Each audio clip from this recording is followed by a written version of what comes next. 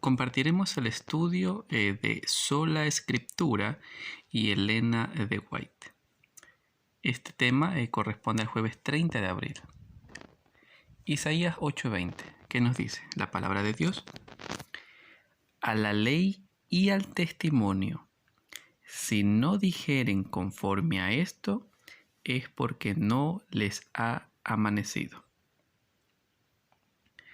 Viene una pregunta, ¿por qué siempre es importante remitirse a la ley y al testimonio bíblicos como las normas para nuestra enseñanza y doctrina? Es decir, todo comentario, toda enseñanza debe estar basada en lo que la misma palabra de Dios testifica de ella, ¿ya? Lo que la ley nos habla. Siguiente pregunta. ¿Qué implica esto para el ministerio de los profetas que no han llegado a formar parte del canon bíblico? Además de los libros que se encuentran en la Biblia, hay varios libros que no han sido introducidos, ¿ya? Ha habido diferentes mensajeros también de parte de Dios que han dado un mensaje a su pueblo. Sin embargo, debemos ser muy cuidadosos de poder analizar el contenido y compararlo en base a lo que la misma palabra de Dios habla de él. ¿Ok? Continuemos. Cuando hablamos de sola escritura, ya entendemos que esto se refiere a solamente la Biblia como su intérprete. Nosotros como adventistas del séptimo día, nosotros nos vemos enfrentados a una pregunta que hacer con respecto a Elena de White, ya quien también se dice que es o fue inspirada por Dios y sirvió como mensajera de Dios para su pueblo remanente. ¿Cuál es la relación de sus escritos con las escrituras? Para aquellos que es algo nuevo este tema, les comento que Elena de White fue una escritora en los años 1800 y algunos años más. Ella empezó a recibir revelaciones por parte de Dios, revelaciones divinas, ¿ya? Y ella tiene muchos escritos de diferentes tipos, escritos de salud, escritos, hay libros muy conocidos como El Camino a Cristo, libros como El Conflicto de los Siglos, libros como El Deseo de todas las gentes, libros como El Ministerio de la Educación, el Ministerio de Curación, el libro de la educación, mente, carácter y personalidad. Yo les invito que antes de hacer cualquier tipo de comentario, cualquier tipo de idea respecto a los libros de esta escritora, lo leamos y comparemos si este escrito va relacionado o no a lo que la misma palabra de Dios nos enseña. Eso es importante, ¿okay? No juzgar antes de cuentas. Primero hay que revisar el material, leerlo, y les aseguro que ustedes van a notar que de alguna manera Dios utilizó a esta mujer, que es Elena, ¿sí?, esposa de Jaime White, para poder elaborar estos escritos que han sido de gran bendición, ¿ya? Y aquí quiero ser muy enfático en lo siguiente. La palabra de Dios debe ser nuestro fundamento, debe ser la base de toda nuestra enseñanza, debe ser la fuente de orientación, con lo cual nosotros reprendamos, enseñemos a otros. ¿Ok? Incluso una lectura superficial de los escritos de Elena de White muestran claramente que para ella, importante, la Biblia era fundamental y esencial en todos sus pensamientos y teología. De hecho, ella sostuvo repetidamente que la Biblia es la máxima autoridad y la norma final para todas las doctrinas, la fe y la práctica. Además, ella claramente apoyó y mantuvo el gran principio protestante de sola escritura, es decir, que solamente la Biblia debía ser su misma intérprete. Continuemos. Según la misma Elena de White, sus escritos, en comparación con las escrituras, o sea, la palabra de Dios, era una luz menor para guiar a los hombres y mujeres a la luz mayor. Es decir, la luz mayor es la palabra de Dios escrita, la Biblia, pero sus escritos son considerados una luz menor que de alguna manera guían llevan a los hombres y mujeres a la luz mayor, que es la palabra de Dios, la Biblia. Sus escritos nunca son un atajo ni un reemplazo para ningún estudio bíblico serio. ¿Ok? De hecho, ella comenta, miren lo que dice Elena de White. No están familiarizados con las escrituras, dijo un grupo de personas al parecer. Si hubieran estudiado la palabra de Dios con un deseo de alcanzar la norma bíblica y lograr la perfección cristiana, no habrían necesitado los testimonios. Es porque han descuidado el conocimiento del libro inspirado por Dios, por lo que Él ha intentado alcanzarlos por medio de testimonios sencillos y directos. Importante. O sea, nuestro fundamento es la palabra de Dios, es la norma, es lo que nos ayuda a alcanzar la perfección cristiana. ¿Ok? Para muchos se les hace un poco más sencillo estudiar los libros de ella, pero ojo, no se debe descuidar el estudio de esta luz mayor que es la palabra de Dios. Con esto en mente, puedo decir con toda seguridad que podemos apreciar sus escritos, ya que mantienen la misma inspiración, la inspiración del Espíritu Santo, ¿cierto? Pero tienen una función diferente a la Biblia, ¿ya? Estos están sujetos a la Biblia. Es decir, la Biblia es lo mayor, lo principal, importante. Ella, o sea, Elena, nunca tuvo la intención de que sus escritos ocuparan el lugar de las Escrituras. Al contrario, ella siempre exaltó la Biblia como la única norma de fe y práctica. Una pregunta.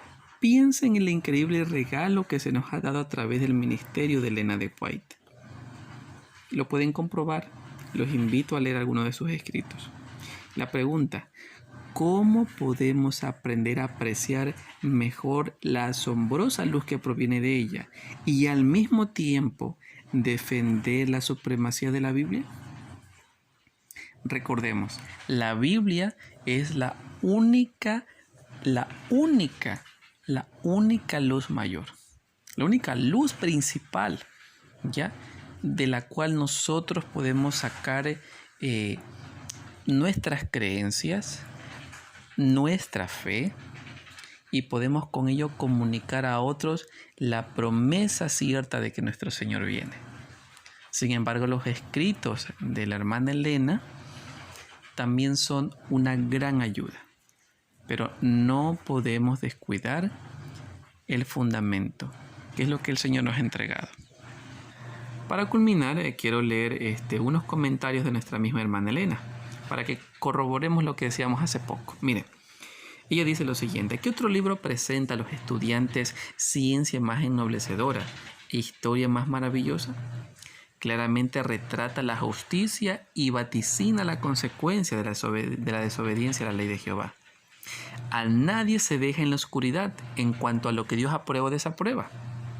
Estudiando las Escrituras, llegamos a conocer a Dios y somos encaminados hacia la comprensión de nuestra relación con Cristo, quien fue quien llevó nuestros pecados y es el garante, el sustituto de nuestra humanidad caída. Estas verdades atañen a nuestros intereses presentes y eternos. La Biblia descuella, es decir, sobresale entre los libros, y su estudio tiene un valor superior al de otra literatura para dar vigor y expansión a la mente. Miren, por ejemplo, lo que dice el apóstol Pablo en dos diferentes lugares. Primero dice: procura con diligencia presentarte a Dios aprobado, como obrero que no tiene de qué avergonzarse, que traza bien la palabra de verdad. En otra parte muy conocida: toda escritura es inspirada divinamente y útil para enseñar, para redarguir, para corregir, para instruir en justicia, para que el hombre de Dios sea perfecto, enteramente instruido para toda buena obra. Eso lo encontramos en el libro La Educación Cristiana. Veamos qué otro escrito tenemos por acá. Dice: no ha cambiado en nada el modo en que trabaja Satanás contra Dios y contra su palabra. Se opone hoy tanto como en el siglo XVI. a que las escrituras sean reconocidas como guía de la vida. Miren, ese es el trabajo que siempre ha tenido él. En la actualidad, los hombres se han alejado mucho de sus doctrinas y preceptos y se hace muy necesario volver al gran principio protestante, la Biblia, únicamente la Biblia, como regla de fe y del deber. Recordemos que los protestantes, como somos llamados, este movimiento nace a partir del interés de obedecer plenamente a lo que decía la palabra de Dios. No dejarse llevar por comentarios, insinuaciones, orientaciones de algún grupo o líder. No. El liderazgo supremo es de Dios. Y allí en la palabra de Dios se encuentra la regla de fe de todo creyente. Entonces, debemos volver a ese principio, a la lectura de la Biblia. No dejarnos llevar por comentarios, no dejarnos llevar por insinuaciones de que esto es así. No, la palabra de Dios es la única que nos muestra la verdad. Dijo Cristo, tu palabra es verdad. Satanás sigue valiéndose de todos los medios de que dispone para destruir la libertad religiosa. El mismo poder anticristiano que rechazaron los protestantes de Spira procura ahora, con redoblado esfuerzo, restablecer su pérdida supremacía.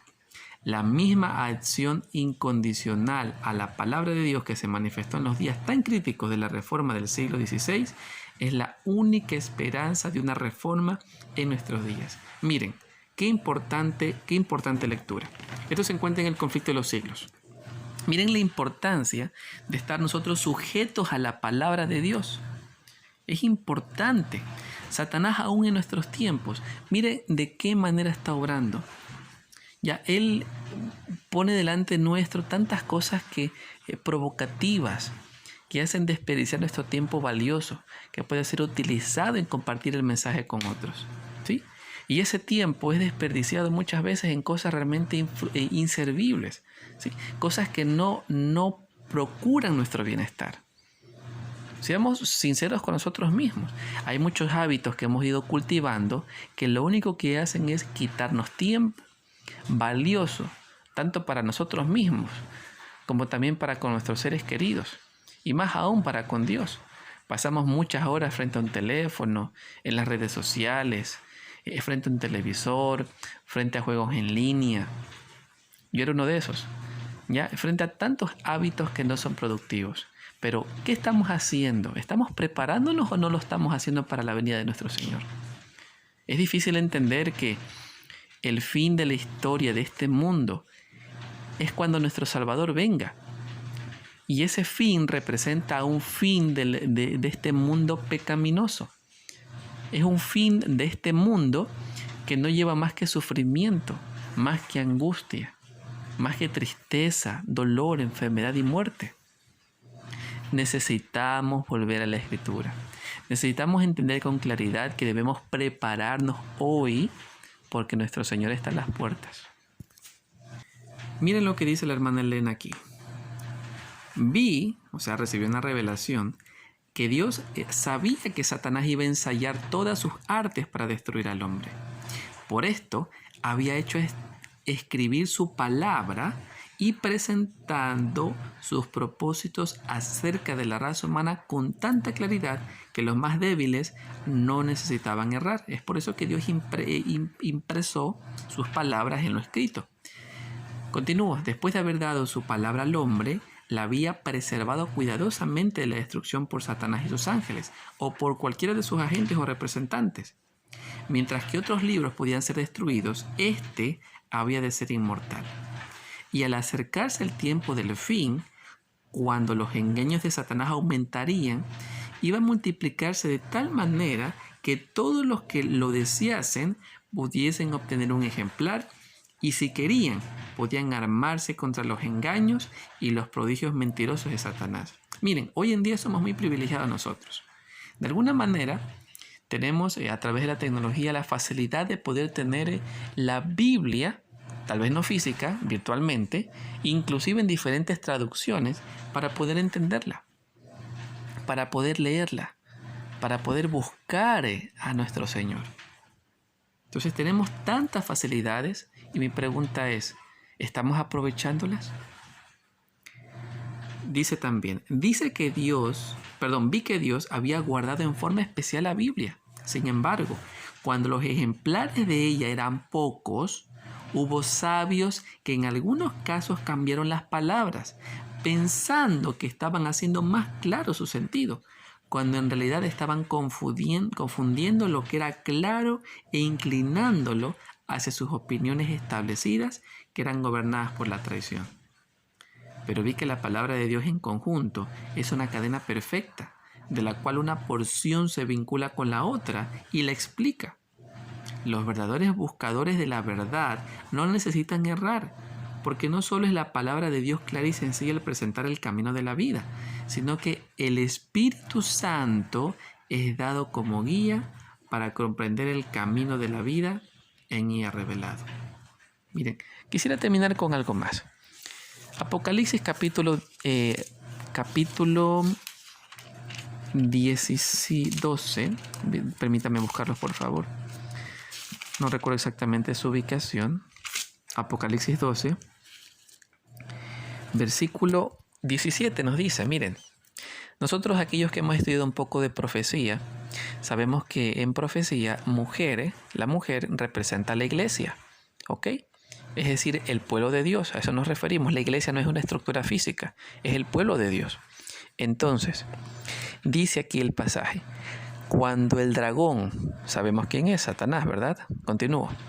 Entonces el dragón se llenó de ira contra la mujer. O sea, Satanás se llenó de ira ¿contra quién? Contra la iglesia, contra el pueblo de Dios.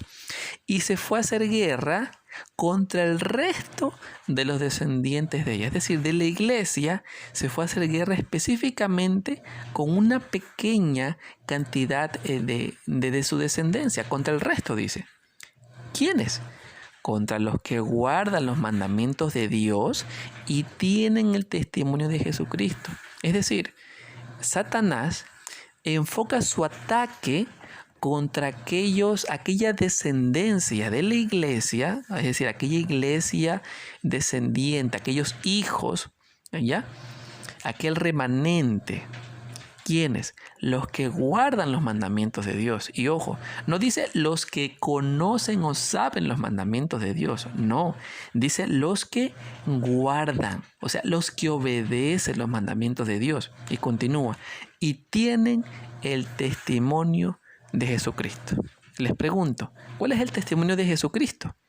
Apocalipsis capítulo 19, 10 nos dice, veamos. Aquí dice, el apóstol Juan estaba escribiendo y siendo inspirado. Dice, y yo me postré a sus pies para adorarlo. ¿A quién? A un ángel. ¿Ya? Pero él me dijo, miren lo que dijo el ángel. Mira, no lo hagas. Yo soy consiervo tuyo y de tus hermanos que mantienen el testimonio de Jesús. Es decir, el ángel le dice, mira, no te arrodilles, no te postres. Yo al igual que tú soy un siervo, no lo hagas. O sea, un ángel está pidiendo a Juan que no lo adore. Porque ¿quién es el único digno y el único que debe adorarse? A Dios. Continúa el pasaje, dice aquí, adora a Dios, dice el ángel. O sea, no me adores a mí que soy un ángel, no, adora a Dios. Y termina diciendo, el testimonio de Jesús es el espíritu de la profecía. Es decir, ¿a qué se refiere con el testimonio de Jesús? ¿Ya? Aquella descendencia de la iglesia que dice que guardan los mandamientos y tienen el testimonio de Jesús. ¿Qué es el testimonio? Dice que el pasaje es el espíritu de la profecía. Es decir, aquí están dos palabras, espíritu y profecía. Recordemos, ¿quién ha inspirado a los profetas para que escriban la palabra de Dios? El Espíritu Santo.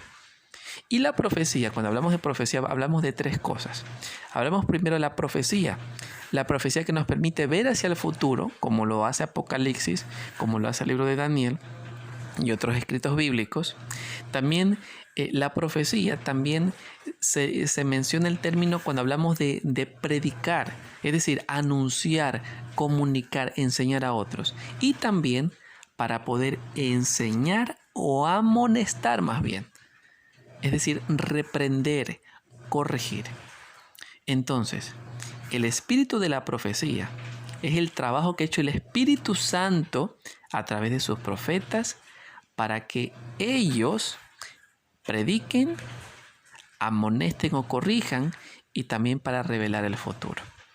Entonces, a través de los escritos de nuestra hermana Elena podemos comprobar que Dios está llamando a volver a su palabra, a la Biblia, ¿ya?